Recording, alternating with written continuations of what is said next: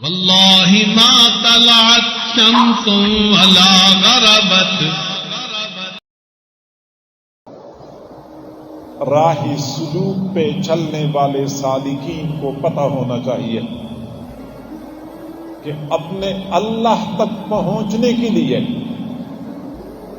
کچھ وقت بندے کے پاس ایسا ہونا چاہیے جس میں بندہ پوری دنیا سے ہٹ کٹ جائے.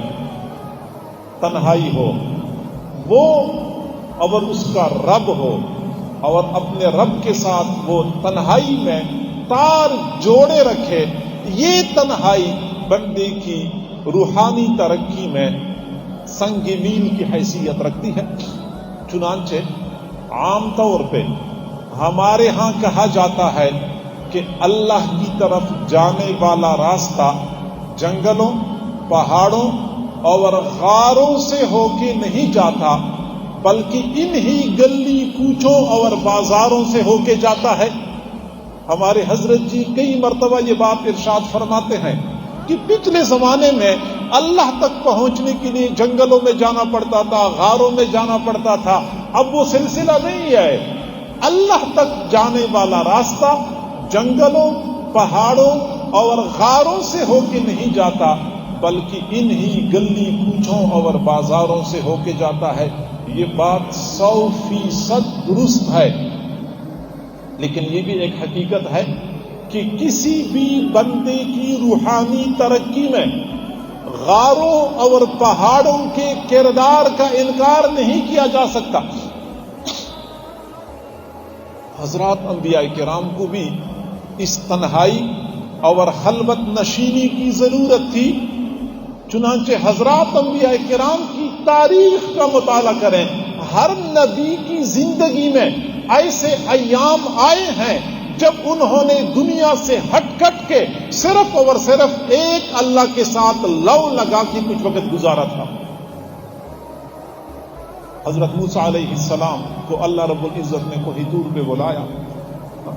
وَوَاعَدْنَا مُوسَىٰ 30 لَيْلَةً 30 راتیں آپ نے یہاں پہ رہنا ہوگا، غار پہ، پہاڑ پہ. اور پھر فرمایا کہ اگر آپ 40 پورے کریں نا تو کیا یہ اچھی بات ہے. پھر حضرت موسیٰ علیہ السلام نے 40 دن طور پہاڑ پہ گزارے تھے، تنہائی میں، دنیا سے ہٹ کٹ. حضرت ابراہیم علیہ السلام نے تنہائی کے وہ ایام نمرود کی آگ کے اندر گزارے تھے.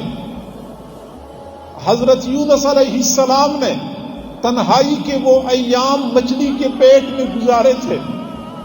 حضرت یوسف علیہ السلام نے تنہائی کے وہ ایام جیل میں گزارے تھے.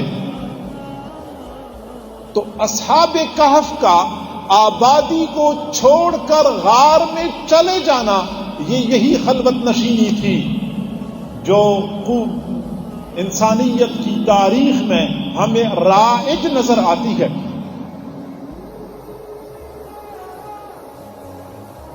کسی بھی انسان کی روحانی ترقی میں غاروں، پہاڑوں اور جنگلوں کے کردار کا انکار نہیں کیا جا سکتا. خود حضور صلی اللہ علیہ وسلم کا یہ معمول تھا. حضرت عائشہ صدیقہ رضی اللہ تعالی عنہا فرماتی ہیں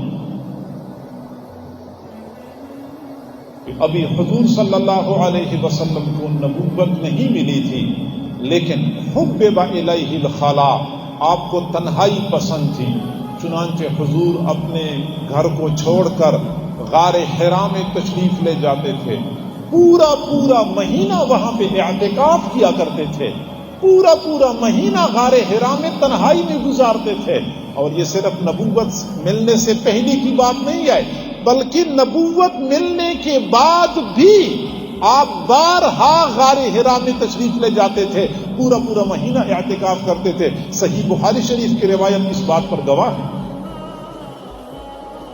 تو نبوت ملنے کے بعد غار حرا میں جانا، خلوت نشینی اختیار کرنا، تنہائی میں بیٹھ کے اپنے رب کے ساتھ تار جوڑنا روحانی ترقی کے لیے ضروری تھا. اس لیے تو آپ صلی اللہ علیہ وسلم نے اس کو اختیار فرمایا تھا.